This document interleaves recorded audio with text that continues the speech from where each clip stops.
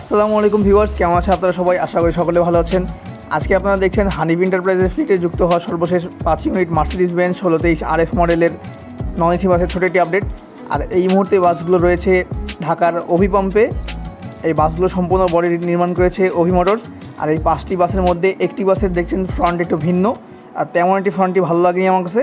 আর হানিফ এন্টারপ্রাইজের এই ফ্রন্টগুলো তেমন একটা সুন্দর না হলেও বর্তমান সময়ে মোটামুটি চলে। আর এই মার্সিডিজ বেঞ্জ বাসগুলো সম্পূর্ণ রেডি, তবে বডিতে এবং স্ক্রিনে এখনও পর্যন্ত নাম লেখা হয়নি। তবে ধারণা মতে এই বাসগুলো দিয়ে হানিফ এন্টারপ্রাইজ অন্য কোনো রুটও চালু করতে পারে, দেখা যাক। আর ভিতরে 40 সিট বা 44 সিট ইউজ করা হয়েছে খুব সম্ভবত। বাসের পেইন্ট স্কিমের মধ্যে একটা কমলা ভাইব নিয়ে আসা হচ্ছে, এবং কমলার পাশাপাশি একটা মাত্র বাসে একটু সবুজ একটা পেইন্ট স্কিম ইউজ করা হয়েছে, ভিডিও দেখতে পারবেন।